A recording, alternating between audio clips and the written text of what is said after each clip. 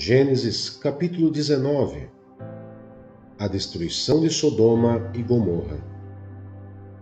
Os dois anjos chegaram a Sodoma ao anoitecer, e Ló estava sentado à porta da cidade. Quando os avistou, levantou-se e foi recebê-los. Prostrou-se com o rosto em terra e disse: Meus senhores, por favor, acompanhem-me à casa do seu servo. Lá poderão lavar os pés, passar a noite e pela manhã seguir caminho.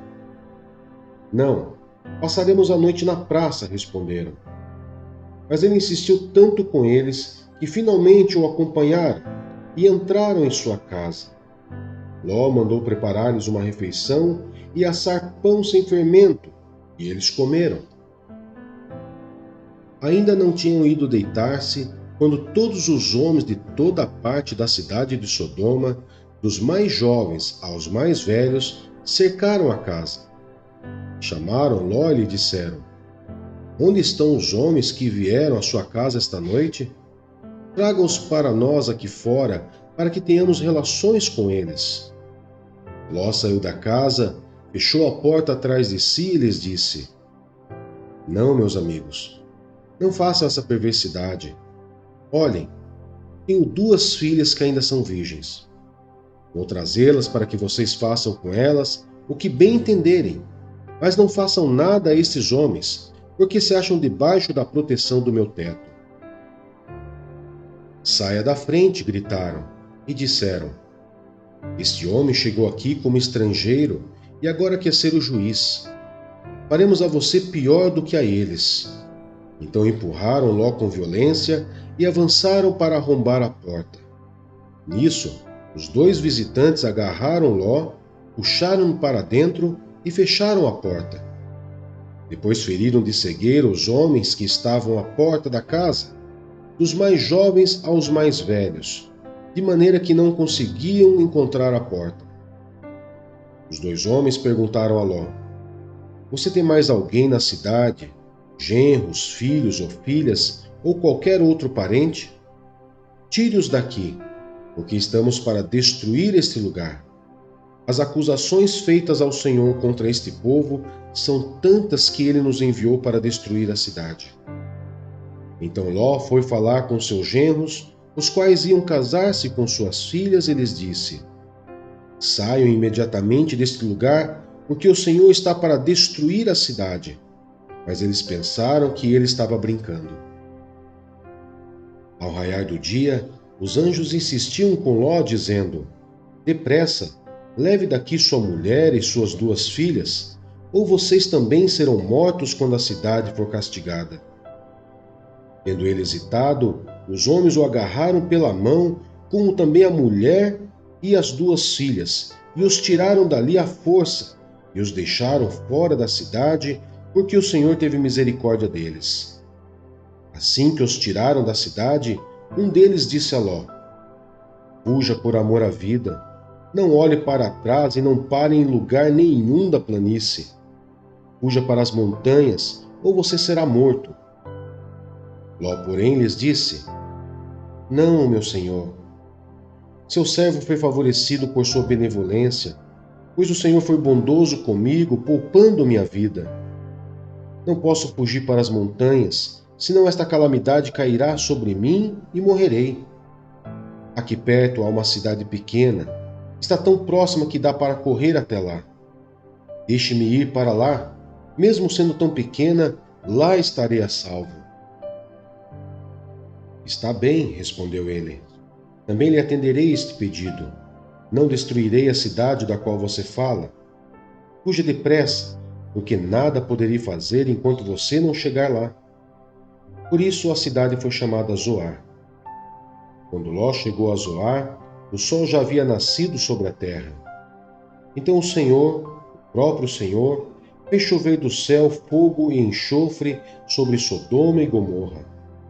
Assim ele destruiu aquelas cidades e toda a planície, com todos os habitantes das cidades e a vegetação. Mas a mulher de Ló olhou para trás e se transformou numa coluna de sal. Na manhã seguinte, Abraão se levantou e voltou ao lugar onde tinha estado diante do Senhor. e olhou para Sodoma e Gomorra, para toda a planície, e viu uma densa fumaça subindo da terra, como fumaça de uma fornalha. Quando Deus arrasou as cidades da planície, lembrou-se de Abraão e tirou Ló do meio da catástrofe que destruiu as cidades onde Ló vivia. Os descendentes de Ló. Ló partiu de Zoar com suas 2 filhas e passou a viver nas montanhas, porque tinha medo de permanecer em Zoar. Ele e suas 2 filhas ficaram morando numa caverna. Um dia, a filha mais velha disse à mais jovem: Nosso pai já está velho, e não há homens nas redondezas que nos possuam segundo o costume de toda a terra. Vamos dar vinho ao nosso pai, e então nos deitaremos com ele para preservar a sua linhagem.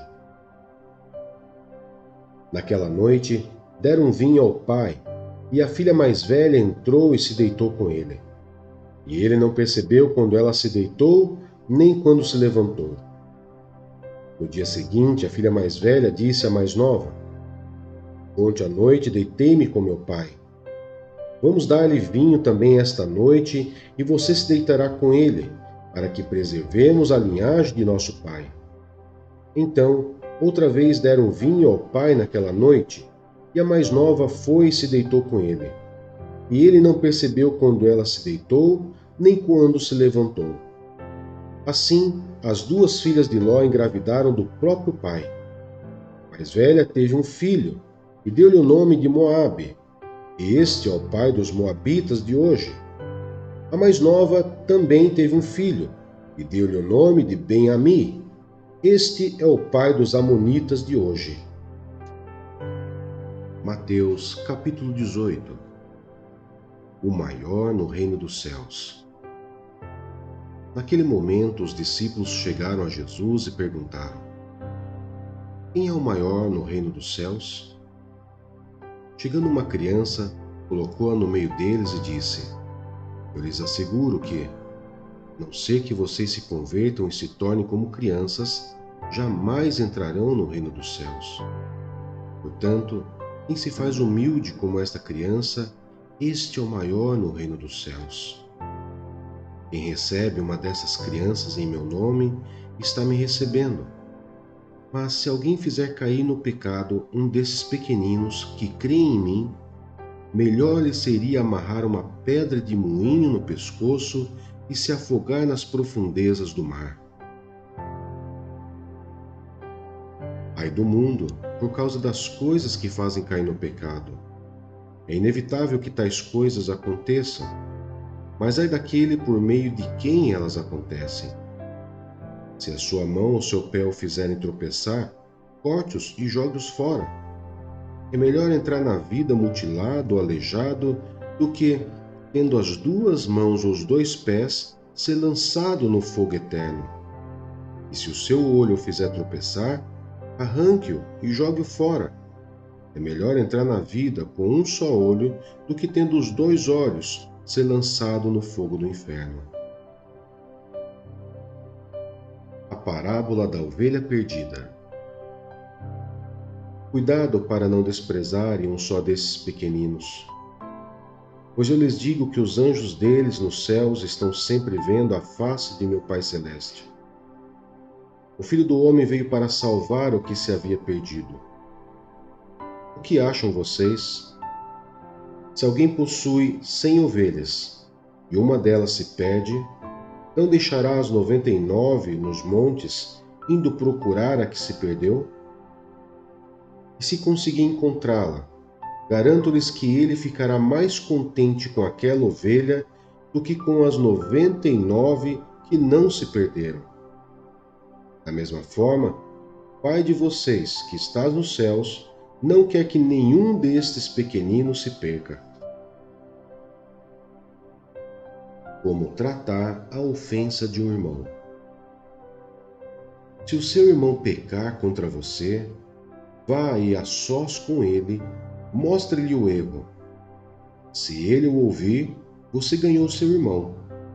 Mas se ele não o ouvir, leve consigo mais 1 ou 2 outros, de modo que qualquer acusação seja confirmada pelo depoimento de 2 ou 3 testemunhas. Se ele se recusar a ouvi-los, conte à igreja. E se ele se recusar a ouvir também a igreja, trate-o como pagão ou publicano.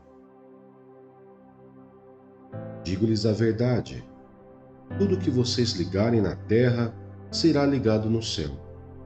Tudo que vocês desligarem na terra será desligado no céu. Também lhes digo que se 2 de vocês concordarem na terra em qualquer assunto sobre o qual pedirem, isso lhes será feito por meu Pai que está nos céus. Pois onde se reunirem 2 ou 3 em meu nome, ali eu estou no meio deles. A parábola do servo impiedoso. Então Pedro aproximou-se de Jesus e perguntou: Senhor, quantas vezes deverei perdoar o meu irmão quando ele pecar contra mim? Até 7 vezes? Jesus respondeu: Eu lhe digo, não até 7, mas até 70 vezes 7. Por isso, o reino dos céus é como um rei que desejava acertar contas com seus servos. Quando começou o acerto, foi trazido à sua presença um que lhe devia uma enorme quantia de prata. Como não tinha condições de pagar, o Senhor ordenou que ele, sua mulher, seus filhos e tudo o que ele possuía fossem vendidos para pagar a dívida. O servo prostrou-se diante dele e lhe implorou: Tem paciência comigo, e eu te pagarei tudo. O senhor daquele servo teve compaixão dele, cancelou a dívida e o deixou ir. Mas quando aquele servo saiu, encontrou um dos seus conservos que lhe devia 100 denários. Agarrou e começou a sufocá-lo, dizendo: Pague-me o que me deve. Então seu conservo caiu de joelhos e implorou-lhe: Tenha paciência comigo e eu lhe pagarei. Mas ele não quis. Antes, saiu e mandou lançá-lo na prisão, até que pagasse a dívida. Quando os outros servos, companheiros dele, viram o que havia acontecido, ficaram muito tristes e foram contar ao seu senhor tudo o que havia acontecido. Então o senhor chamou o servo e disse: Servo mau, cancelei toda a sua dívida porque você me implorou. Você não devia ter tido misericórdia do seu conservo como eu tive de você? Irado, seu senhor entregou-o aos torturadores até que pagasse tudo o que devia. Assim também lhes fará meu Pai Celestial, se cada um de vocês não perdoar de coração o seu irmão. Neemias, capítulo 8. A leitura pública da lei. Quando chegou o 7º mês e os israelitas tinham se instalado em suas cidades, todo o povo juntou-se como se fosse um só homem na praça, em frente da porta das águas. Pediram ao escriba Esdras que trouxesse o livro da lei de Moisés que o Senhor dera a Israel. Sim, no primeiro dia do 7º mês, o sacerdote Esdras trouxe a lei diante da assembleia, que era constituída de homens e mulheres e de todos os que podiam entender. Ele a leu em alta voz, desde o raiar da manhã até o meio-dia, de frente para a praça, em frente da porta das águas, na presença dos homens, mulheres e de outros que podiam entender. Todo o povo ouvia com atenção a leitura do livro da lei. O escriba Esdra estava numa plataforma elevada de madeira, construída para a ocasião. Ao seu lado, à direita, estavam Matitias, Sema, Anaías, Urias, Ilquias e Maceias. E à esquerda estavam Pedaías, Misael, Malquias, Assum, Asbadana, Zacarias e Mesulão. Esdras abriu o livro diante de todo o povo, e este podia vê-lo pois ele estava no lugar mais alto. E quando abriu o livro, o povo todo se levantou.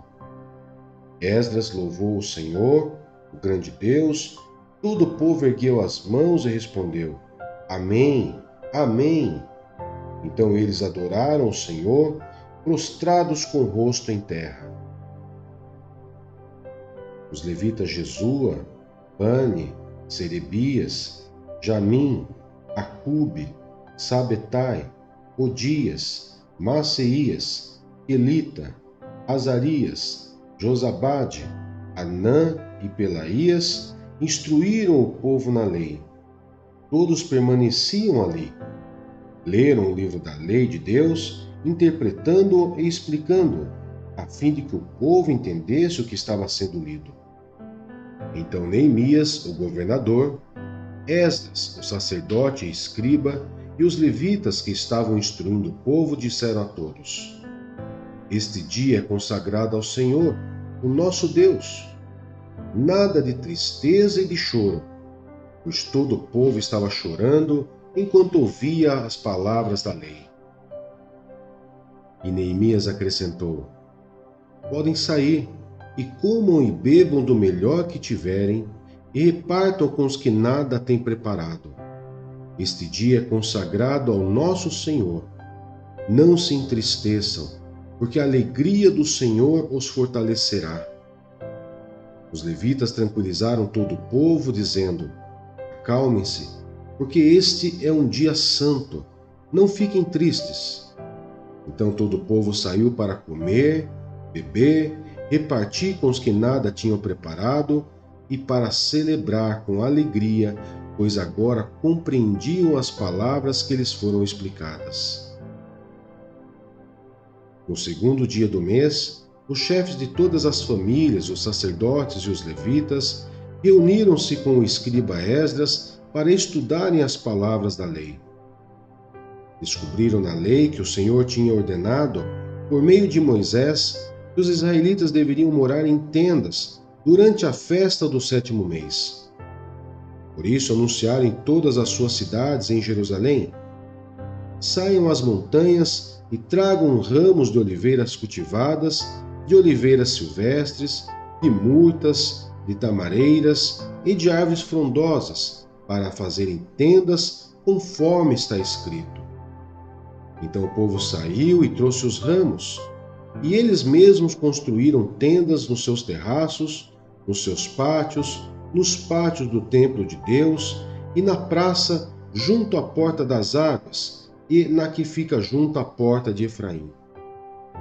Todos os que tinham voltado do exílio construíram tendas e moraram nelas. Desde os dias de Josué, filho de Num, até aquele dia, os israelitas não tinham celebrado a festa dessa maneira. E grande foi a alegria deles. Dia após dia, desde o primeiro até o último dia da festa, Esdras leu o livro da lei de Deus. Eles celebraram a festa durante 7 dias, e no 8º dia, conforme o ritual, houve uma reunião solene. Atos dos Apóstolos, capítulo 18. Em Corinto. Depois disso, Paulo saiu de Atenas e foi para Corinto. Ali encontrou um judeu chamado Áquila, natural do Ponto, que havia chegado recentemente da Itália com Priscila, sua mulher, pois Cláudio havia ordenado que todos os judeus saíssem de Roma. Paulo foi vê-los, e uma vez que tinham a mesma profissão, ficou morando e trabalhando com eles, pois eram fabricantes de tendas. Todos os sábados, ele debatia na sinagoga e convencia judeus e gregos. Depois que Silas e Timóteo chegaram da Macedônia, Paulo se dedicou exclusivamente à pregação, testemunhando aos judeus que Jesus era o Cristo. Opondo-se eles e lançando maldições, Paulo sacudiu a roupa e lhe disse: Caia sobre a cabeça de vocês o seu próprio sangue. Estou livre da minha responsabilidade. De agora em diante, irei para os gentios. Então Paulo saiu da sinagoga e foi para a casa de Tício Justo, que era temente a Deus e que morava ao lado da sinagoga. Crispo, chefe da sinagoga, creu no Senhor, ele e toda a sua casa, e os dos coríntios que o ouviam. Muitos criam e eram batizados. Certa noite o Senhor falou a Paulo em visão: Não tenha medo, continue falando e não fique calado, pois estou com você e ninguém vai lhe fazer mal ou feri-lo, porque tenho muita gente nessa cidade. Sim, Paulo ficou ali durante 1 ano e meio, ensinando-lhes a palavra de Deus. Sendo Galho procônsul da Acaia, os judeus fizeram em conjunto um levante contra Paulo e o levaram ao tribunal, fazendo a seguinte acusação: Este homem está persuadindo o povo a adorar a Deus de maneira contrária à lei. Quando Paulo ia começar a falar, Galho disse aos judeus: Se vocês, judeus, estivessem apresentando queixa de algum delito, crime grave, seria razoável que eu os ouvisse. Mas, visto que se trata de uma questão de palavras e nomes de sua própria lei, resolvam o problema vocês mesmos. Não serei juiz dessas coisas. E mandou expulsá-los do tribunal. Então todos se voltaram contra Sóstenes, o chefe da sinagoga, e o espancaram diante do tribunal. Mas Galho não demonstrou nenhuma preocupação com isso. Priscila, Áquila e Apolo. Paulo permaneceu em Corinto por algum tempo. Depois despediu-se dos irmãos e navegou para a Síria, acompanhado de Priscila e Áquila. Antes de embarcar, apou a cabeça em Secreia, devido a um voto que havia feito. Chegaram a Éfeso, onde Paulo deixou Priscila e Áquila. Ele, porém, entrando na sinagoga, começou a debater com os judeus. Pedindo eles que ficasse mais tempo, não cedeu, mas ao partir prometeu: Voltarei se for da vontade de Deus. Então, embarcando, partiu de Éfeso. Ao chegar a Cesareia, subiu até a cidade para saudá-la, e depois desceu para Antioquia. Depois de passar algum tempo em Antioquia, Paulo partiu dali e viajou por toda a região da Galácia e da Frígia, fortalecendo todos os discípulos. Enquanto isso, um judeu chamado Apolo, natural de Alexandria, chegou a Éfeso. Ele era homem culto e tinha grande conhecimento das Escrituras.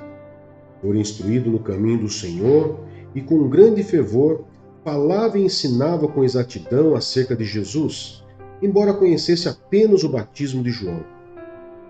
Logo começou a falar corajosamente na sinagoga. Quando Priscila e Áquila o ouviram, convidaram-no para ir à sua casa e lhe explicaram com mais exatidão o caminho de Deus. Querendo ele ir para a Acaia, os irmãos o encorajaram e escreveram aos discípulos que o recebessem. Ao chegar, ele auxiliou muito os que pela graça haviam crido, pois refutava vigorosamente os judeus em debate público, provando pelas Escrituras que Jesus é o Cristo.